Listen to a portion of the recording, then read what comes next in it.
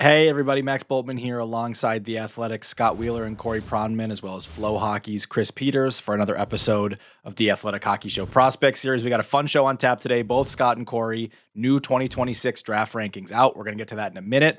But first, Corey, you had an interesting article this week, and it was trade targets from teams who are contending that we expect to be buyers and the prospects that they could deal from.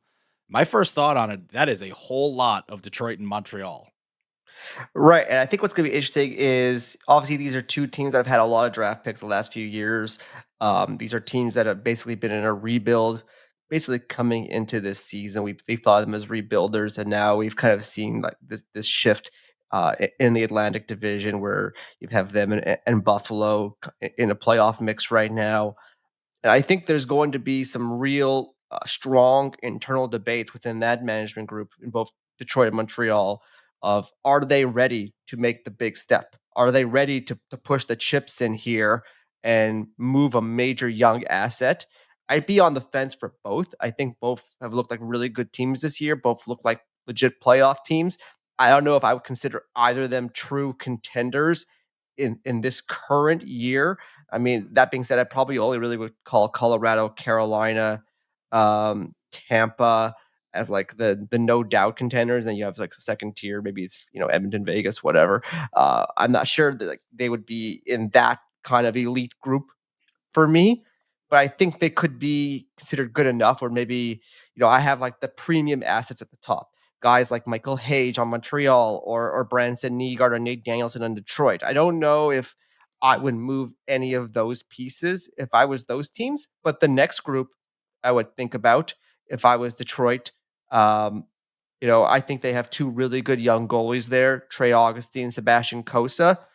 I think they're in a position where they could, float one of those names out there. Kosa's been very good in the American League this year. Augustine has been a dominant college goalie.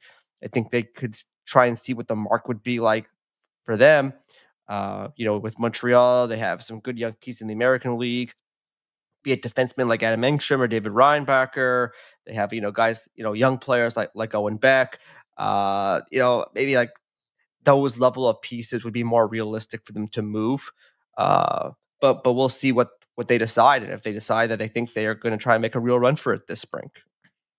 Yeah, to me, the answer, especially covering Detroit, I think the key is there's got to be term. I don't see Detroit parting with a Danielson or a Branson Nygaard for a guy who's going to be around for just 1 year or even a year or 2 years. Like those are names you bring up if you can get someone who's young, cost controlled, like can be around a while. Obviously, Robert Thomas is the name on Chris Johnston's trade board that I think raised the most eyebrows, at least in that category. And so that stuff's really interesting. And there's other kind of factors to consider too, right? I mean, we've talked on this show about how the Red Wings have drafted a lot of similar player types.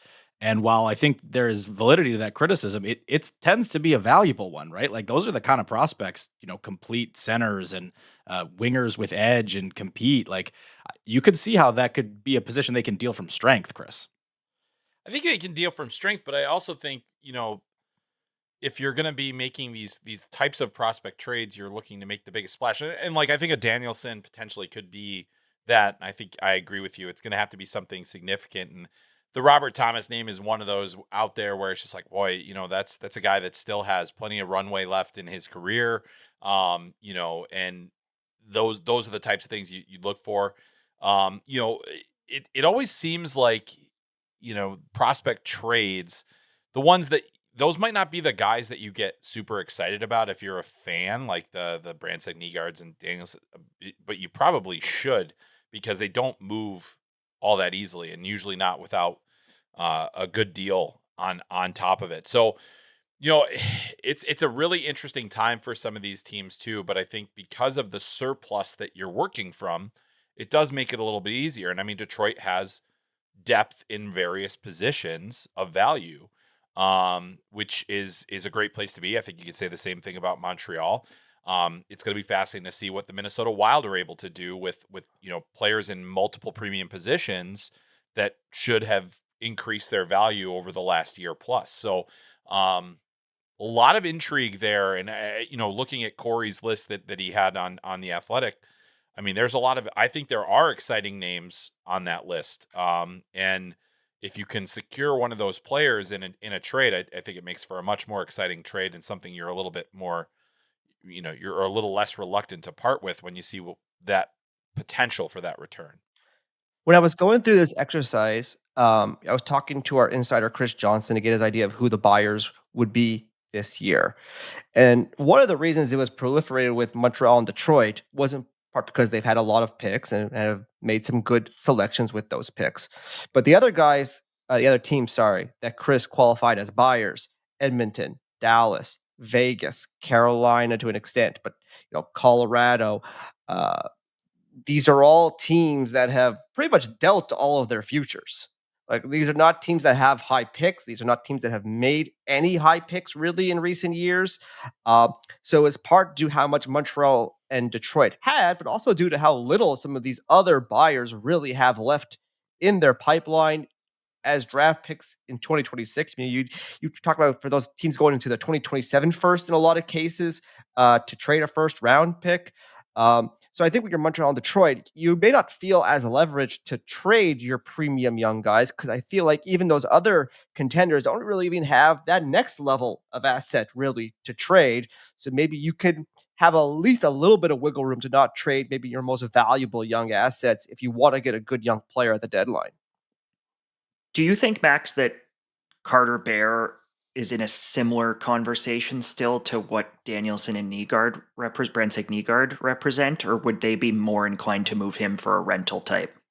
He hasn't had a great year, is why I don't think they would do it for a rental type still, but I do think those other two are a tier above him as a prospect, right? I mean, I think there's just there's a proven pro element to it that always makes you a little more valuable. Proximity to the NHL makes you more valuable. But I just don't think that the Red Wings are a team that, certainly not until they're even further along and more cemented, that you're going to see make super expensive rental plays.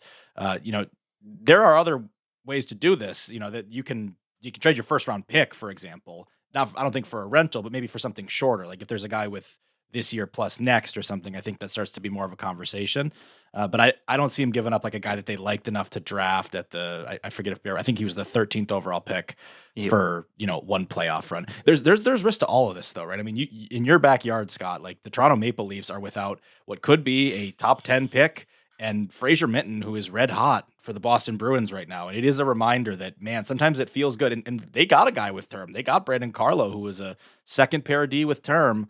And boy, is that a trade that I'm sure they're regretting right now. And Scott Laughton with 50% retention at 1.25 or whatever they're paying Scott Laughton, which for Scott Laughton and the impact that he's had on the Leafs is obviously good value, but it's not good enough if you're going to miss the playoffs with both of those players as important pieces. And they're not just missing a potential top 10 pick this year. They dealt 2 first rounders for those 2 players. So they're also without their 2027 first round pick already. So you start to dig that hole. And if you're not in the cream of the crop, if you're not Florida, what Florida has been recently, what Tampa has been recently, the teams that have spent and spent and spent, the Vegas Golden Knights, like if you're going to spend and spend and spend, you better be damn sure that your NHL roster is not just a playoff team, but a contending team. Because then when you hit that cliff, and you're without any draft capital, you're without any notable prospects, and now that Easton Cowan has graduated, the Leafs have virtually absolutely nothing coming, right? So that's when you start to look, okay, we're in a dangerous situation, and that's when Austin Matthews and William Nylander and the stars of the team start to ask questions, and it can get pretty toxic pretty quickly. And I think we're already kind of moving in that direction here in Toronto. So if you're the Detroit Red Wings and you're gonna pull that trigger on Brenzig Nygaard or whoever it is, Trey Augustine, you better be sure that you're getting a player who can actually move the needle back, because guys like Carlo and Laughton don't necessarily do that. And the Leafs have gone to that well over and over again, right? Shen, Foligno, they've spent first, second round picks on these guys over the years, and it just has not made the kind of impact that you'd hope for when you're using that kind of an asset. And then you watch teams like Montreal go and acquire for basically what the Leafs spent on Carlo and Laughton, go out and acquire Noah Dobson, right? Yeah. Who's an actual needle mover. So it's a tricky game at the deadline that these teams play, and the Red Wings are like the Red Wings and the Sabres. These are teams that are just tasting this for the first time in a long time now, and it can be appealing. Yes. Max, I do think the one thing Detroit has to figure out this trade deadline season is they don't got to make like a firm decision, but I think they got to have some idea where the goaltending is going. Just because Sebastian Cossa, their 15th overall pick about 5 years ago, is going to be eligible for waivers this coming fall. So you've seen Cossa for a while. You've seen him. You've seen Augustine. Obviously, they've been getting some good goaltending in Detroit recently. What do you think they're going to do with the young goalie situation? If it comes down to we've got to pick one of these two kids at the deadline here, and we're going to move the other one, or at least think about moving one of them. The thing is, with the way their timelines are structured, I don't know that they do have to pick. Like, Cossa will be in the NHL next year, I fully expect. Like you said, he's going to be not able to skip waivers anymore, no longer going to be waiver exempt. Augustine will be coming up, turning pro, assuming that they can get him signed, and then he can start in Grand Rapids. So there's a clear path to playing time for him in the AHL. Cossa could back up John Gibson, who will have 1 year left on his deal, and they'll get an idea for what that is. The bigger pressure point is going to be whether to re-sign John Gibson a year from now, who's been excellent for them for the last 2 months after a rocky start. So it's probably a good problem to have, I think, but I think that it's more a year out of where the big decision is, and I think that decision is more so on Gibson a year from now and where they want to go with that. If any of you were Augustine's advisor right now, would you be advising him to sign with Detroit this summer? He is the hometown kid. I mean, to me, when I look at Sebastian Cossa, he's a really talented goalie. He's having a great season. So are a lot of the goalies in Grand Rapids. So that tells you, A, that's a good environment to be in. But B, I don't think that if you're Trey Augustine, you're overly frightened that you're behind the next big thing, that kind of deal. Like, I think Trey Augustine is a competitor. He has proven at every single level that he wins. Like, I get it. Like, it's less of a clear path to playing time than he would get in probably 18 to 20 other markets. I mean, there's certainly goalies, like I wouldn't want to sign with the New York Rangers, the New York Islanders that have Vezina guys for the next 5, 6, 7 years, you would think at least. But I don't know that it's so solidified with Cossa yet either. Like, this is not a guy that he has got great pedigree, but he's not proven it yet in the NHL to make me think, oh, I'm never going to have the net there. The situation is kind of similar to when Buffalo had Devin Levi. They just traded for him in the Sam Reinhart deal. And then they had Eric Portillo, and Portillo basically forced his way out in saying he wasn't interested in trying to battle for ice time with difference. The others. Augustine is a local kid. Like, I think that matters here too.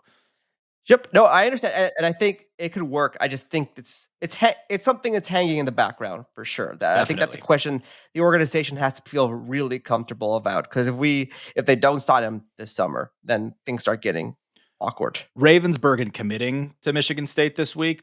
Yes. I think Detroit should take as a really promising indication that they can get Trey Augustine to turn pro. Yes, I agree with that. If I'm Trey, I probably see myself as an equal to Cossa. Like, I'm putting myself in his shoes. What more does he probably feel he has to show?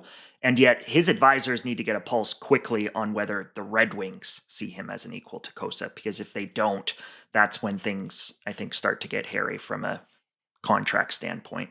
I'm sure they'll tell him that, whether they believe it or not. I'm sure they'll tell him whatever he wants to hear. They're both like good assets though at this deadline. Like, to the broader point, like if it's the difference between getting you the guy you want and not, it's a good position to be in, to know that you can trade one of those guys, and it's not the same as it would have been if you didn't have the other, and you're giving up your best shot at a goalie of the future if you have two kind of equal ones. And there's nothing wrong with having two goalies. I mean, pretty much everyone in the league, there's very few 55, 60 game starters anymore. There's nothing wrong with having two really good goalies. And I think that's where the Minnesota Wild situation is interesting. I don't know if you saw Chris Johnston's trade board 5.0 today. Jesper Wallstedt is on that list, and they are one of those teams, Corey, that has that duo that you would covet. You have Philip Gustafsson, and now you have this rising Jesper Wallstedt. We know the Minnesota Wild are all in. Charlie Stramel is on your list of prospects who could be dealt, and their need is pretty obvious. They need a second-line center. I was very surprised to see Jesper Wallstedt out there. And I've heard about this before, CJ's article. It raises two questions. One is where you stand on Wallstedt, because he's been a top prospect, a very likable prospect for years. When he turned pro, he was pro in SHL, really good in Sweden, but his pro time in North America at the American League level was very up and down. And then this year, he's been excellent in the NHL, splitting starts with Philip Gustafsson. So I think first you got to figure out where you stand on Wallstedt. I think he's pretty good. I think he's probably a legit tandem starter in the NHL. Is he like a stud number one long term? Maybe, maybe not. I think that's still an open question. And then the second question is, do we love Phil Gustafsson that much? I mean, I think he's good. I don't know if I would be like super comfortable making him the guy without any competition going forward. So I think that's really where I have some issues with it. It's not that I think that Wallstedt is considered just a decent trade piece and I'd be okay losing him, but I'm not sure Gustafsson I feel so comfortable for years on end with either. So I get where they're coming from. They're trying to go all in here. They're trying to become a legit contender. I would guess Stramel to me makes more sense than Wallstedt right now as a trade piece, at least. But it's tough too because I feel like he would fit really well on that team next year as well. And then, we mentioned those contenders I said earlier. Like, is Minnesota at the moment a clear top 3, top 4 team in the league? I still would have issues getting them quite to that level. Do any of you guys feel I'm off here on anything? I just think if there's a center out, like they clearly need this set. They need Robert Thomas, frankly. Like he would move the needle there maybe more than anywhere else, just because you're not going to win a Stanley Cup with Danila Yurov, and you go down the list, Eriksson Ek, like those guys as your top guys down the middle.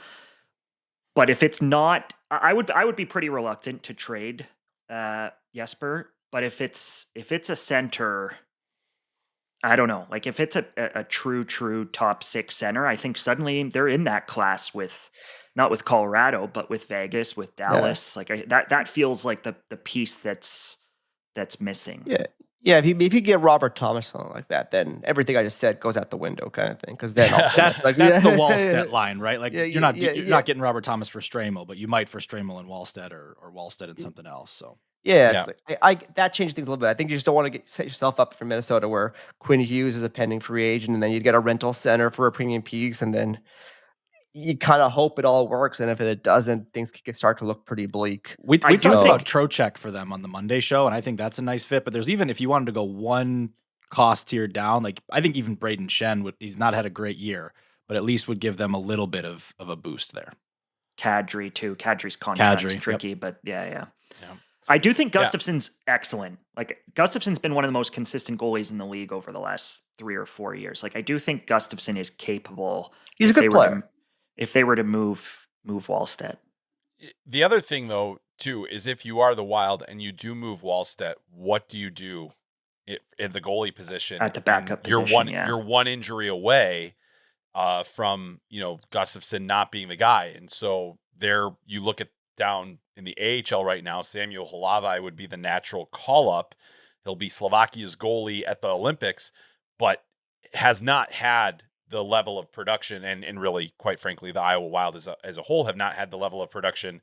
They're in last place in the league, and that's a tough place to put him in. I think Halavai could be a stopgap, but I mean you think about a couple of years ago when Thatcher Demko goes down, the Canucks have to go to Artur Silovs in his first kind of NHL action, with limited experience. Halavai has limited experience there too, so.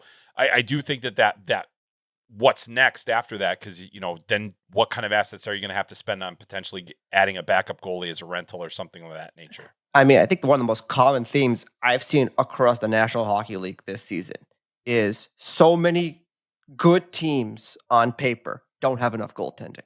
Mm-hmm. So I'd be really scared of trading a guy I think is an actual legit goalie.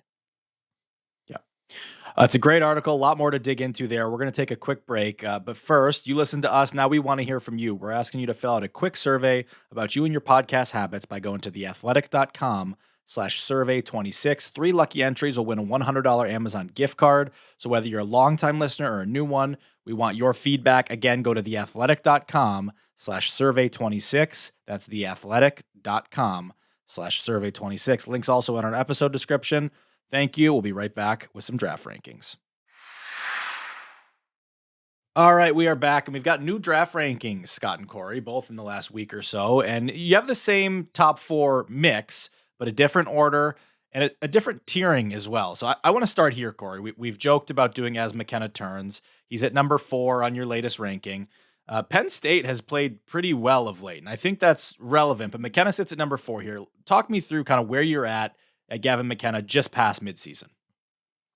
Excellent player coming off arguably, I think, his best weekend of his freshman college season. He was really good against a really good team in Wisconsin, including a hat trick performance in the first game. I think you really like what you've been seeing lately. I still think there are some stuff about his game that you don't really love. He's very perimeter, not very physical, good, not elite skater. These are all things that are worrisome, but he's the most skilled player in the draft. Elite brain. I think you really love his offensive projection to the NHL. He's going to put a ton of points on our first power play. I think you're wondering about certain other elements of his game. Is he a play driver at even strength? Is he a guy who can really take over in the playoffs? Those are going to be some minor questions as we get towards the draft. But I think he's still absolutely in the conversation to be number 1 pick. And that was going to be a common theme when I'm going through my draft rankings. Is I feel like this was a very tight group. And I felt like there was a lot of players with a lot of strong arguments to be either a little bit up or a little bit down my board. I felt like it was very congested. Among the more congested top 5 or 6 players that I've seen in recent years. It kind of reminds me a little bit of the Owen Power draft a little bit. I've had McKenna at 1 at different points of the year. I had Tynan Lawrence at number 1 previously in my ranking about a little over a month ago. Now I have Keaton Verhoeff from North Dakota as number 1.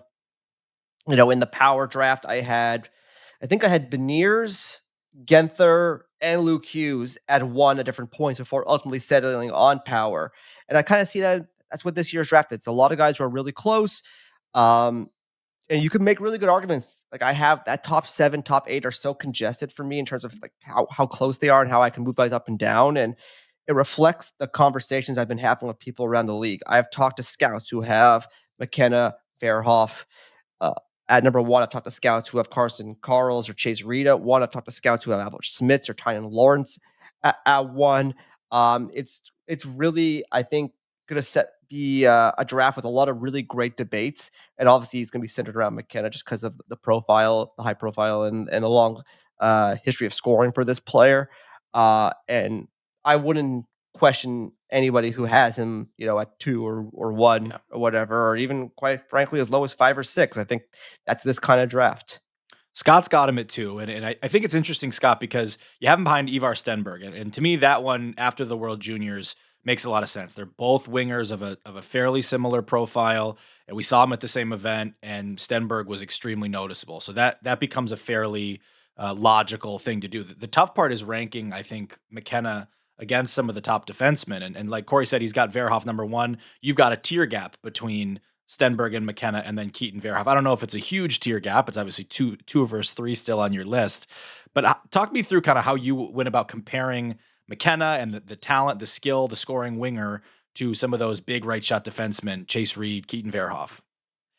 I do still think that McKenna and Stenberg are the top 2 prospects in the draft. And I've come to that conclusion just because I haven't been fully convinced by any of the defensemen. I think Albert Smits is awesome. He's 6'3". He's talented. He can skate. He's made some highlight reel plays this year. He's playing 20 minutes a night against men. I'm sure he'll play well at the Olympics. I'll be interested to see in what kind of a role for that Latvian blue line, which doesn't have names that people on this side of the pond will be familiar with.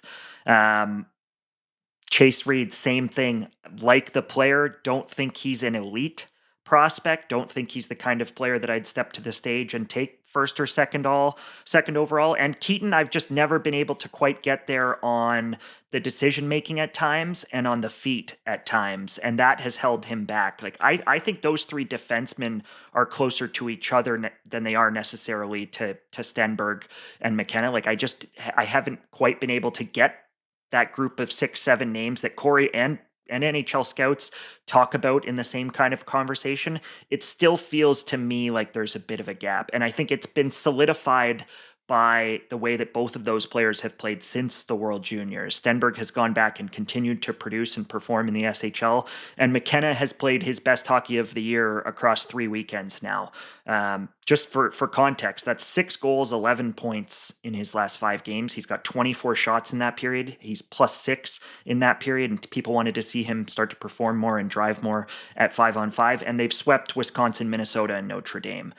It's been a really, really high level for McKenna here. And he's still an imperfect player, and he still needs to work harder off the puck, and he still doesn't sort of empty the tank to get to the wall and win battles and all of that. But those are 2 highly, highly, highly gifted offensive players. And I just don't think any of those 3D have screamed, I'm a stud number 1. Like, I'm a Rasmus Dahlin. I'm a true, no doubt, top of the lineup player. I think they're all going to be very, very good players. I'm not sure there's a future Norris Trophy winner, that kind of player in there. And as a result, I would lean towards the premium first line winger.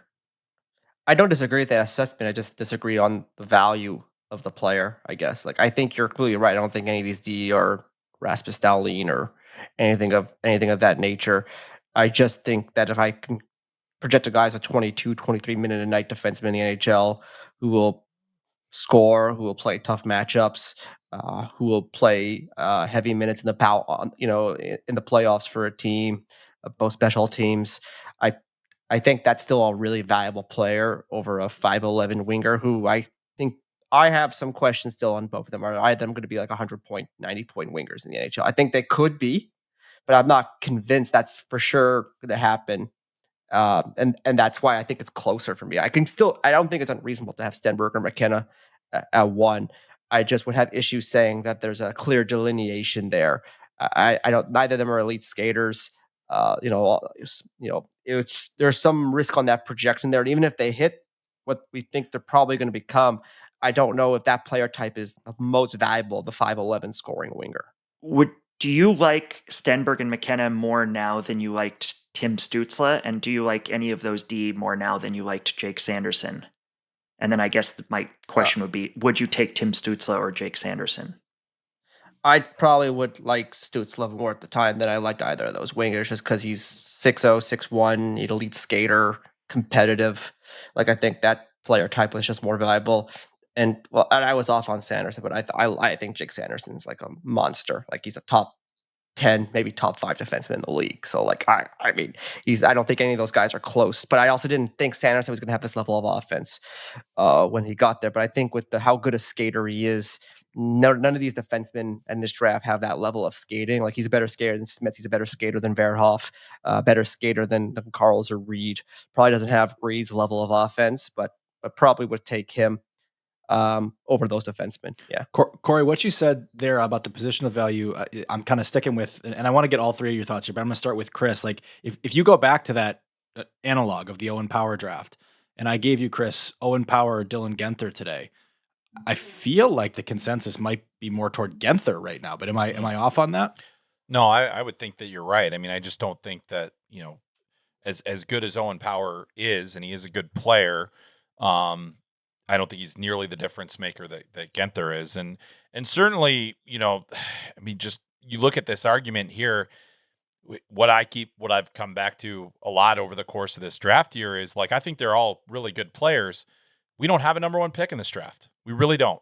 I don't, in relative to the years past where I felt like, I think a lot of these guys are going to make an impact at the NHL level. I think they're going to be good players, but and somebody will go number 1.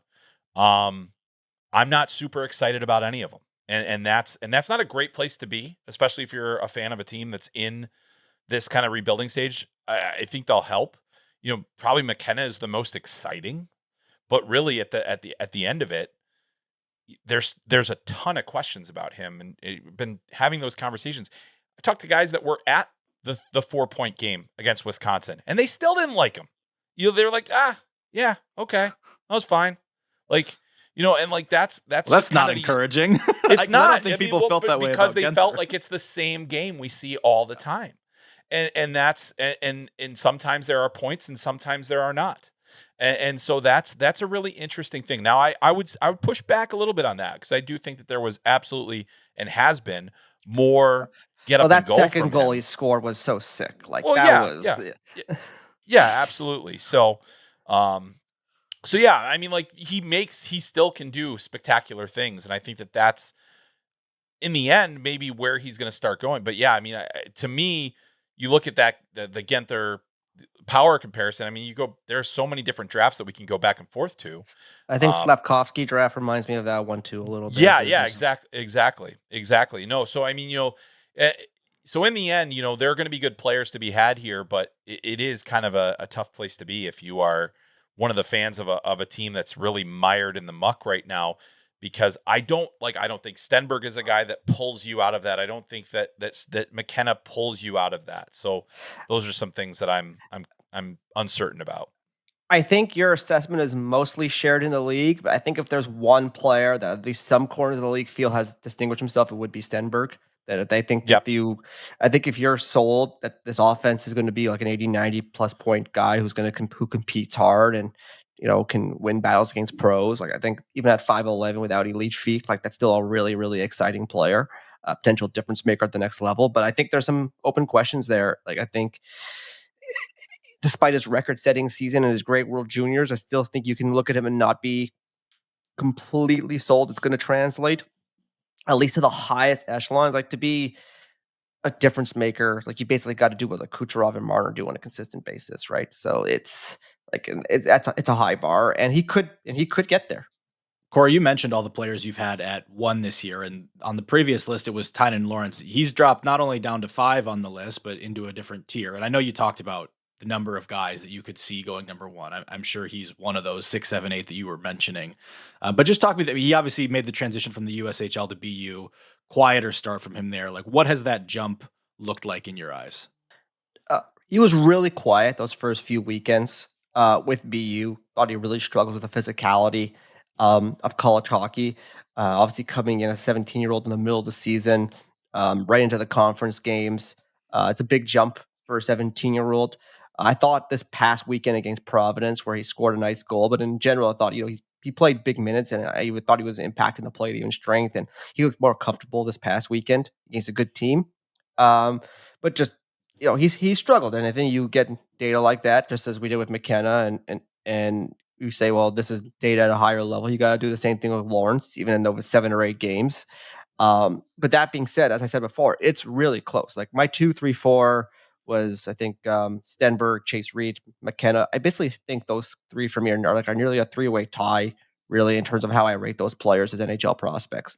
And then if I went like one small nudge lower, Lawrence would be there at 5. Like I trying to emphasize this over and over again. It's really close. Yeah. Like I could see if Lawrence goes on some sort of tear here and he looks really, really impressive in the next 2 months, I absolutely can see him just get right back up there. But I mean, it's hard to take, you look what those 4 guys are doing, how talented they are, how productive they are. It would be hard to take the guy with 1 goal and 0 assists in college right now over him, despite his tremendous junior career. And I think just a really good pro profile, being one of the best skaters in the draft, a highly competitive centerman. And what's interesting too is I think when he made that jump, the thought was, oh, he's the best center in the draft.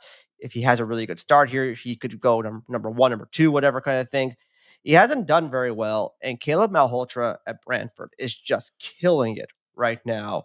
And I don't think it's a given that Lawrence is going to be the first center picked in the draft. There are scouts I know who have it the other way around, who have Malhotra top 3, top 4, whatever. Like I think those 2 are very close for me. Yeah, yeah, and I think we all kind of see when June rolls around, centers and D, make the world go around, and it wouldn't surprise me if both of those guys go top 5, to be quite honest. But I think for right now, I don't know if either have the elite enough offense at this current stage to get there. But all Malhotra's doing is scoring a lot and helping a really good team win a lot of games. But yeah, for Lawrence, that's kind of why I moved him down a little bit. The important part for Malhotra too over the last couple of months here has been that even after they brought in Jet Luchenko, another center, they've got Jake O'Brien a center, Adam Banash a center. They've moved other guys to the wing to accommodate him. His role on the power play has not been reduced. His role in that lineup has not been reduced. His minutes have not been cut. He's still a go-to guy on the PK. That has spoke volumes. Like, he's playing with 3 or 4 or 5 of the best forwards in the OHL, the best forwards in junior hockey, frankly. And on most nights, he's as impactful, if not the most impactful of that bunch. So, there were a lot of people who thought his production might start to dip once they added Luchenko in particular, and that just hasn't happened. We look at his size, skating profile, offense. Like, I mean, he's at the same. He's got to get stronger. He's easily as good as Frondell and Denoye, right? Like, he's got to be at the same conversation, right? I had a question, a Desnoyers, Caleb versus Caleb question in my mailbag this week, and I think Desnoyers, who went 4th, and Malhotra are very comparable prospects. Now, Caleb won QMJHL playoff MVP and led his team in the most important moments, and that's Desnoyers, that is. But Malhotra's got an opportunity to do that, and they could both win their championships and play in the Memorial Cup, and it could be a very similar path, those two kids. Yeah. Let me stick on the center here then, because Ilia Morozov was a guy that was really high on Central's North American list. And this is a player who, for Miami of Ohio, like, flies a little bit under the radar. But Corey, you've got him pretty high on yours, up at number 17. Scott, you've got him at 28. Would love to hear the 2 different viewpoints on that one, Corey, if you want to start. Reminds me a lot of a player we mentioned earlier in this show, in Charlie Stramel, where he's this big, highly competitive, athletic centerman. He's got good offensive skills. I don't know if his pure scoring is ever really going to be, a true selling point in his game.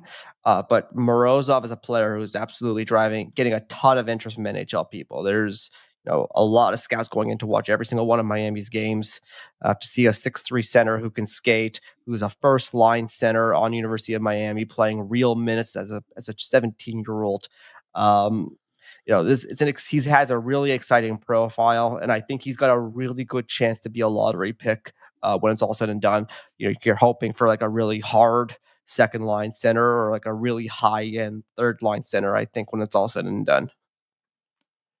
I've just worried a little bit about the offense. Like, he's got 1 assist in his last 10 games, dating back to the first weekend in December. His minutes have been reduced a little bit there. He's now, I think, like 8th or 9th on that team in scoring after he was 1st and 2nd through the first couple of months of the season.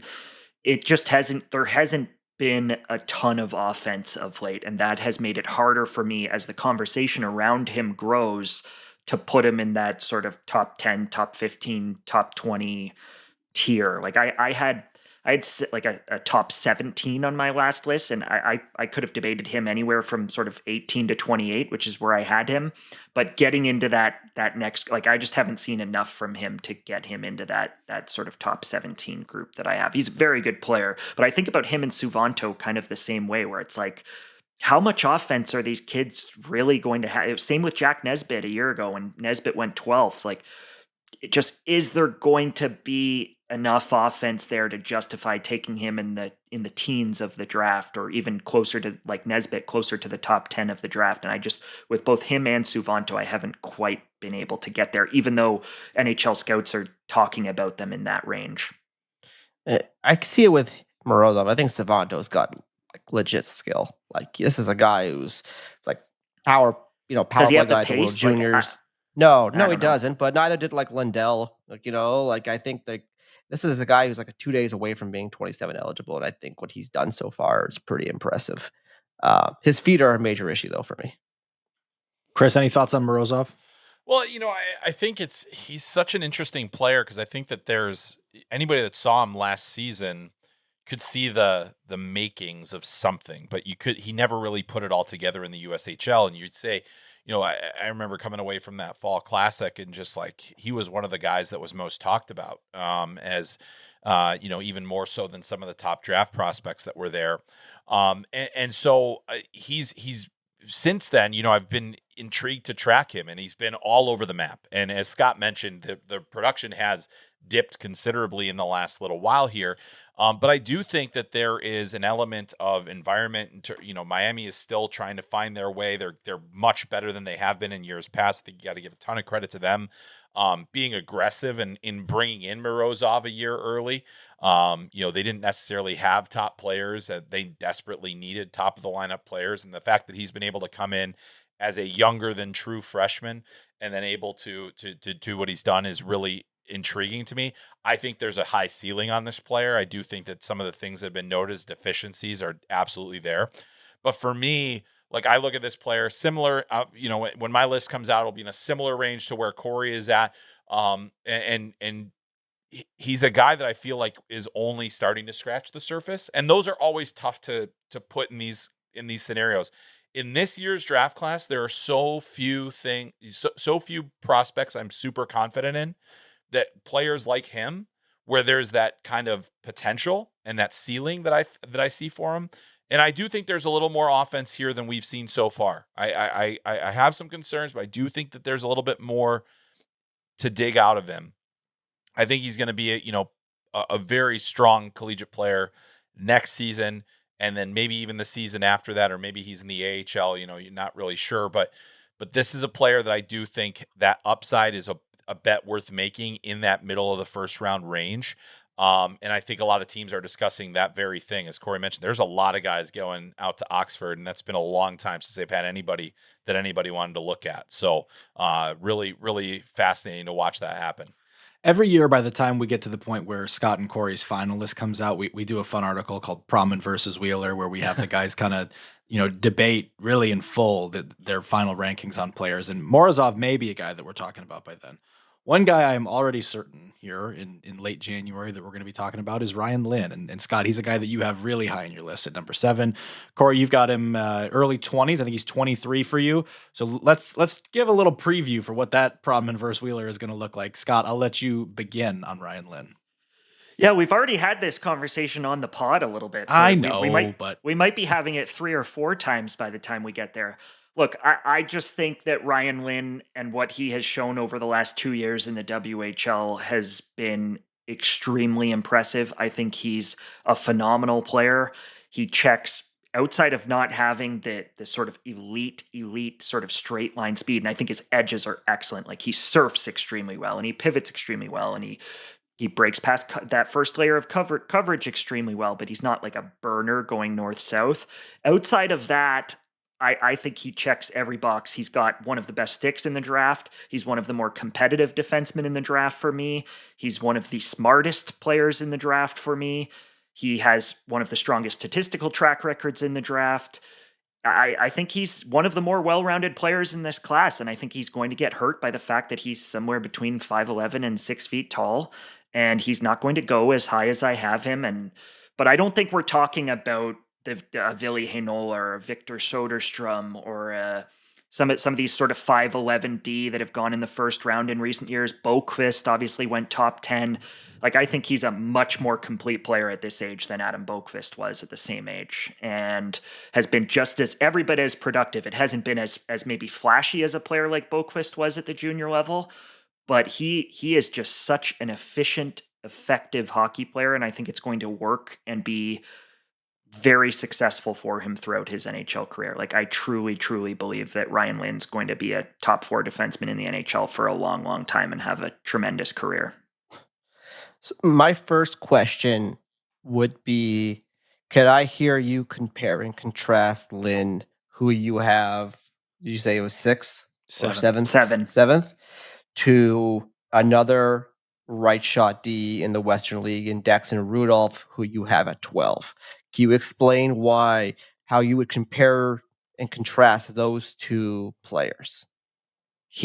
I would say that Ryan is the smarter player, that he's the more polished defender at this age, and he has been more productive at this age. You've got a little bit more. Yes. Not this year. Their numbers are almost identical this year, and he was much more productive last year. Rudolph has 10 more goals and I think 4 or 5 more points this year. He's also playing on a better team. Okay. That's fair. statistically, I think we're talking about virtually identical players this year, considering the context. And Lynn was one's like 3 considerably inches more taller, productive last year. Yeah, Was he considerably more productive? Rudolph had like just Rudolph had 40 something 40. points last year. 41. 40 points and 12 in the playoffs. Yeah. Like I think Rudolph's pro. That's just my like. I'm looking at this and seeing They're in the same tier. They're in the same tier for me. Like I have Lynn 7 and Rudolph 12, I believe. But they're both in that second tier for me. I'm asking this because I see two right shot D-men in the same league. I think both have been very impressive offensively. I don't think I would qualify one over the other in terms of their offensive profiles. I think they've both shown a lot of offense. I don't know if either of them have shown elite, like special offense, like an off the charts, like what Chase Reid's doing right now in the OHL. And then I would say, okay, well, Lynn probably competes harder, better defender at the junior level. But then you have Rudolph, who's just as good a skater and is nearly 3 inches taller, maybe even more than 3 inches taller. And then I would say like that profile to me is probably more impressive for the NHL, or at least like so close enough. I don't see how there could be a 5-spot separation in favor of Lynn there from what I've seen. But that's my first instinct there. It's like, I'm like, what am I not seeing here that you're seeing on Lynn? Like, because you might think that the offense is like, I think you probably think he's just range smarter, is so like off the charts. Smarter good. and more Yeah, well-rounded defensively would be the distinction for me. So you said you drew a distinction between some of the guys. I'm trying to remember who you said. You said Boqvist. You said Soderstrom, Heinola. How would you comp him to like Sandin Pellikka in Detroit? Pellikka had the big shot that Lynn doesn't have. That would be the biggest distinguishing factor, but I think there are some similarities. 5'11", they're both competitive, they both battle. I would say that Lynn's probably a smarter player at the same age than Pellikka was. Pellikka played more on instinct. There's some similarities there. I'm just asking because like Pellikka goes mid-teens. I think he was 15th or 16th. Which is where Lynn is likely going to go. Yeah, it's always interesting, like, because I mean, we can have these debates among ourselves. In the end, we know, like, we kind of know how the NHL thinks about these things and where he's more likely to go. It's going to be fascinating to follow their careers, just the two of them together. But I mean, like, Rudolph has a lot of fans, but he also has his fair share of detractors too. Whereas I feel like Lynn has a few fans. Like in the NHL spaces, like guys that believe in him, but I think that in the conversations I've had, there's a lot of projecting going on that he's going to be in that, basically 20-ish, potentially sub 20 range. But yeah, it's interesting at this point because of how many defensemen there are in this draft. We're talking about guys that are probably going to be in the end a little bit outside of that top tier of the defensemen in this class. But I think those are the guys, one of those guys, you pick them and they do have that potential to supersede some of the players that are going to go ahead of them. I think both Lynn and Rudolph, and even Villeneuve for that matter, have that capability to potentially supersede what we're going to see. So we'll, as our friends like to say, time will tell. So time will tell. I think that latest CHL top 10 came out. I think Prince Albert was number 1. The leading scorer on Prince Albert currently is Daxton Rudolph. Is that good? I mean, he might be the best player on the best team in the CHL right now. So yeah, I'm just like, Well, I don't think PA is the best team in the CHL, but I think you guys are. The CHL seems to. You guys are very close on Daxton Rudolph for what it's worth. Corey's got him 10, Scott's got him 12. So the debate here is more Lynn. But I get what you're doing, Corey. You're just trying to make the point is why would Lynn be 5 spots above? That's just a taste. We got a whole lot more. If Ryan Lynn debate. were playing on Prince Albert, he would also be leading Prince Albert in scoring for the record. Hey, save something for the article, guys. Let's wrap there. That's going to do it for us today. Make sure you go read both those articles. Scott and Corey's latest 2026 NHL Draft rankings. Tons of good stuff in both of them. Thanks for listening to this episode of the Athletic Hockey Show Prospect Series. You can, of course, catch more of Chris over at Flow Hockey and on his podcast, Called Up. We'll talk to you soon. Thanks for watching. Make sure to like and subscribe and ring the bell to stay informed and catch new episodes every Monday, Wednesday, Thursday, and Friday. And in the meantime, you can join our Discord community. We'll see you there.